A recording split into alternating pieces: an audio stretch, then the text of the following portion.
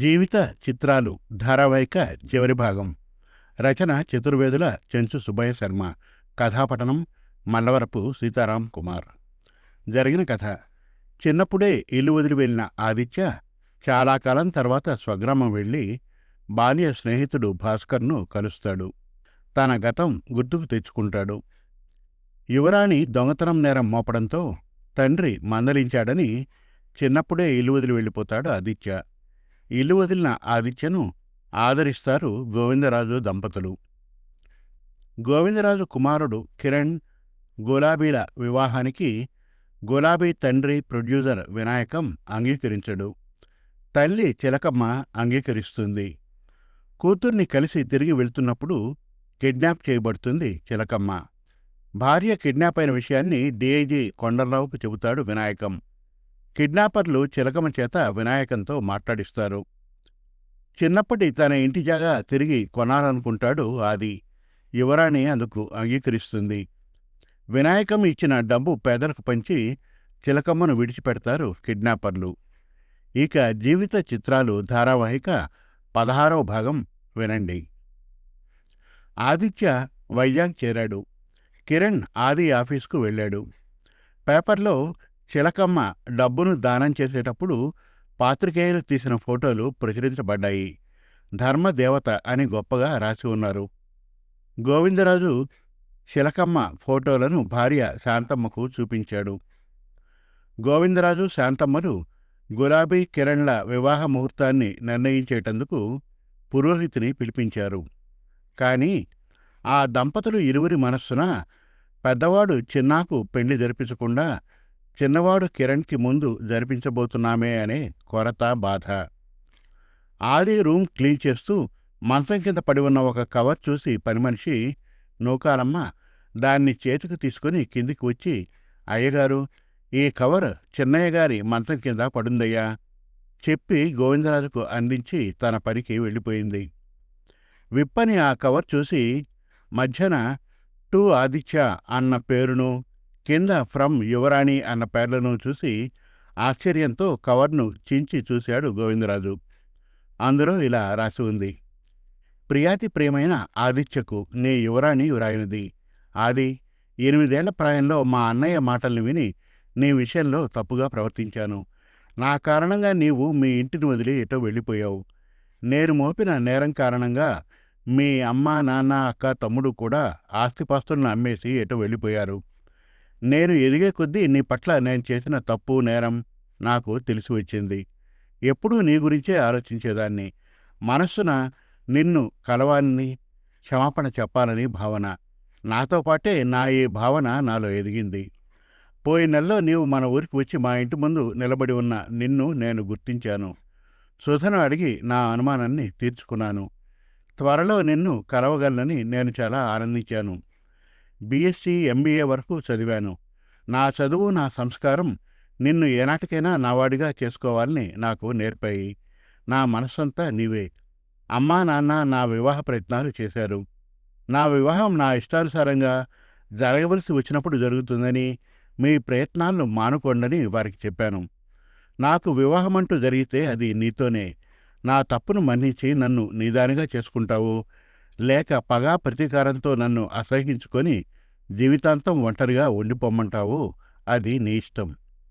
నీవు ఏ నిర్ణయం తీసుకున్నా నీ పట్ల నాకు నిన్న, నేడు, రేపు ఉండేది ప్రేమ. ఇట్లు సదా నీ యువరాణి. ఉత్తరం శాంతం చదివి గోవిందరాజు నవ్వుతూ భార్య ముఖంలోకి చూశాడు. ఏమండి, ఎవరిదా ఉత్తరం? ఆశ్చర్యంతో అడిగింది శాంతమ్మ. శాంతి, దేవుడు దయామయుడు. మన మనస్సును ఉన్న కొరతను తీర్చాడు. ఈ ఉత్తరాన్ని చదువు. నవ్వుతూ శాంతమ్మ చేతికి అందించి తననే చిత్రంగా చూస్తున్న శాస్త్రిగారి ముఖంలోకి చూసి, శాస్త్రిగారు, నిశ్చితార్థ వివాహ ముహూర్తాలు 1 కాదు 2. మా చిన్నాకు, మా కిరణ్కు. ముందు జరగవలసింది చిన్నాదే. 2-3 రోజుల వ్యత్యాసంలో నిశ్చితార్థ ముహూర్తాలు. వీలుంటే వివాహాలు 2 ఒకే రోజున జరిగేలా చూడండి ఆనందంగా చెప్పాడు గోవిందరాజు. ఉత్తరాన్ని చదివిన శాంతమ్మ, ఈ యువరాణి ఎవరండి? ఆశ్చర్యంతో అడిగింది. మన పెద్ద కోడలు, చిన్నాకు కాబోయే అర్థాంగి. మనం పిల్లలకు చెప్పకుండా నెల్లూరుకు వెళ్ళి చూసి వద్దాం. రేపే మన ప్రయాణం. నవ్వుతూ చెప్పాడు గోవిందరాజు. శాస్త్రిగారు పంచాంగాన్ని చూసి, ఆ రోజుకు 9వ రోజున చిన్నాకు నిశ్చితార్థం, 12వ రోజున కిరణ్కు నిశ్చితార్థం, 22వ రోజున ఒకే లగ్నంలో ఉభయులకు వివాహ ముహూర్తాలను నిర్ణయించాడు. లగ్న పత్రికలను రాసి వారికి అందించాడు. వారు అందించిన సంభావనను స్వీకరించి వారిని దీవించి శాస్త్రిగారు వెళ్ళిపోయారు. ఆఫీసుకు ఫోన్ చేసి ముకుందయ్య, జనార్దన్ల ఫోన్ నంబర్లను చిన్నా నుండి తెలుసుకున్నాడు గోవిందరాజు. శాంతి, ఈ ఉత్తరం విషయం చిన్నాకు తెలియకూడదు, సరేనా? నాకు అర్థమైందండి. సస్పెన్స్, నవ్వింది శాంతమ్మ. దివాకర్ కారు పోర్టికోలో ఆగింది. చిలకమ్మ, దివాకర్ లోనికి వచ్చారు. ఇరువురిని వారు సాదరంగా ఆహ్వానించారు. తన కుమారుని బారసాల పత్రికను వారికి అందించి తప్పక మీరంతా రావాలని కోరాడు దివాకర్. దివాకర్ తనయుని బారసాల మహోత్సవం ఆ రోజు హైదరాబాదులో. వైజాగ్ నుండి అందరికంటే ప్రప్రథమంగా గోవిందరాజు, శాంతమ్మ, ఆదిత్య, కిరణ్, గులాబీ, చిలకమ్మలు వచ్చారు. ఆ ముందు రోజే దివాకర్ భార్య పార్వతి, అమ్మ, నాన్నలు, రామచంద్రయ్య, సీతమ్మలు, తమ్ముడు ఆనంద్ వచ్చేశారు.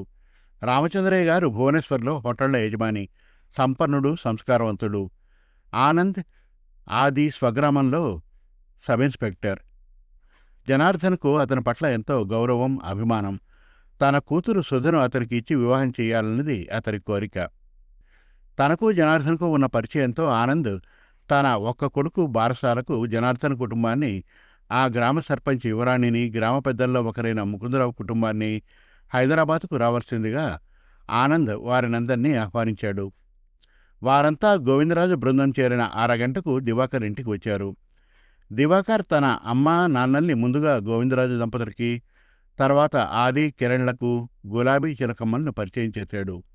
ఆ దంపతులను చూసిన ఆది తన కళ్ళను తానే నమ్మలేకపోయాడు. వారిరువురు తన కన్న తల్లిదండ్రులు. అతను దుఃఖాన్ని ఆపుకోలేకపోయాడు. బోరున చేతులను ముఖానికి అడ్డుపెట్టుకుని ఏడవసాగాడు. అందరూ ఆది ఈ చర్యకు ఆశ్చర్యపోయారు. గోవిందరాజు, కిరణ్ ఆదిని సమీపించారు. ఆది, ఏమైంది? ఎందుకురా ఏడుస్తున్నావు? ఆందోళనగా అడిగాడు గోవిందరాజు. అన్నా, ఏమైందిరా? దీనంగా అడిగాడు కిరణ్. బాబాయ్, అమ్మా, నాన్న ఆ దంపతులను చూపుతూ ఆది బొంగురుపోయిన కంఠంతో చెప్పాడు. అతని వదనంలో ఆనందం, దుఃఖం, ఆవేదన ముప్పిరిగొని ఉన్నాయి. రామచంద్రయ్య, సీతమ్మ తమ వైపు చేతిని చూపిస్తూ ఏడుస్తున్న ఆదిని పరీక్షగా చూశారు. వారు మా అమ్మా నాన్నలు భువనేశ్వర్లో ఉన్నారు అంది పార్వతి. ఏడుస్తూనే ఆది పార్వతి ముఖంలోకి చూశాడు. అక్క, అక్క అన్నాడు. ఆ ముగ్గురు ఆత్రంగా ఆదిని సమీపించారు. ఆది పరవశంతో తన్ను సమీపించి పరీక్షగా చూస్తున్న రామచంద్రయ్య, సీతమ్మల భుజాలపై చేయి వేసి, అమ్మా, నాన్న, నేను మీ ఆదిత్యను గద్గద స్వరంతో చెప్పలేక చెప్పాడు. ఆ దంపతులు ఆనందంతో ఆదిత్యను తమ చేతుల్లోకి తీసుకున్నారు.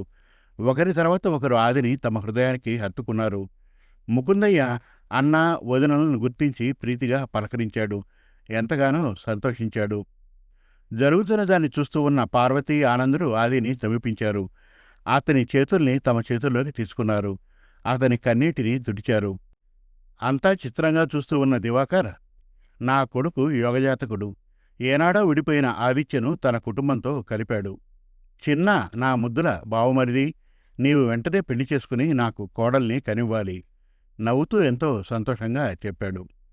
ఆ మాటలను విన్న అందరి వదనాల్లో ఆనందం, నవ్వులు. గోవిందరాజు రామచంద్రయ్యను సమీపించి, అన్నయ్య గారు, అదిగో మనకు కాబోయే కోడలు యువరాణి చేత్తో చూపించాడు నవ్వుతూ. గులాబీ యువరాణి పక్కకు వెళ్ళి భుజంపై చేయి వేసి, అక్క, మా బావగారు చాలా మంచివారు నవ్వుతూ అంది. నాకు తెలుసు గులాబీ, మెల్లగా నవ్వుతూ అంది యువరాణి. ఆనంద్ సుధా పక్కన చేరాడు. సుధా అతన్ని క్రిగంట చూసి ఒదిగి నిలబడింది. వారిని చూసిన జనార్దన్, భాస్కర్లు నవ్వుకున్నారు. త్వరలో మా చిన్నాకు యువరాణి, మా కిరణ్కు గులాబీలకు వివాహాలు జరగనున్నాయి. ముహూర్తాలు నిర్ణయించాం నవ్వుతూ చెప్పాడు గోవిందరాజు. అన్నయ్య గారు, మరో ముహూర్తాన్ని కూడా నిర్ణయించాలి అన్నాడు జనార్దన్. ఎవరికి? ఆశ్చర్యంతో అడిగాడు రామచంద్రయ్య. మన ఆనంద్కు, సుధాకు నవ్వుతూ చెప్పాడు ముకుందరావు. ఈరోజు చాలా సుదినం. మా మనవడు నిజంగా లోకహితుడవుతాడు. ప్రతి మనిషి బ్రతుకు తెరువులో ఎన్నో జీవిత చిత్రాలు నిండి ఉంటాయి. కష్ట సుఖాలను సమదృష్టితో భరించి ధైర్యంతో సత్య ధర్మాలను నమ్మి ముందుకు నడిచేవాడే తన లక్ష్యాన్ని సాధిస్తాడు, మంచి మనిషి అనిపించుకుంటాడు. అందుకు నిదర్శనం మా ఆది, మా ఇరువురు దంపతుల ముద్దు బిడ్డ, ఆనందంగా నవ్వుతూ చెప్పాడు రామచంద్రయ్య. వీరి వివాహాల అనంతరం మనమంతా మరలా కలిసి సంబరాలు చేసుకునే మరో వేదికను మన చిన్న యువరాణులు సిద్ధం చేస్తున్నారన్న నవ్వుతూ చెప్పాడు గోవిందరాజు. అదేమిటి? ఆశ్చర్యంతో అడిగాడు రామచంద్రయ్య. మీ స్వగ్రామంలో వారు నిర్మిస్తున్న భవంతి, అనాథాశ్రమాల గృహప్రవేశ ఓపెనింగ్ ఫంక్షన్. ఆనందంగా నవ్వాడు గోవిందరాజు. పురోహితులు వచ్చారు. బాల సారే కార్యక్రమం ప్రారంభమైంది. అందరి చూపులు ఆశ్చర్యంతో ముఖద్వారం వైపు మళ్ళాయి. వినాయకం, డీఐజీ కొండలరావు, వారి సతీమణి విమల, రంజిత్ నిలబడి ఉన్నారు. ఆది, దివాకర్ వేగంగా వారిని సమీపించి వెల్కమ్ సార్, వెల్కమ్ నవ్వుతూ స్వాగతం పలికారు. వారి అందరి మధ్యన చేరి చిరునవ్వులతో అందరినీ పలకరించారు చిలకమ్మ.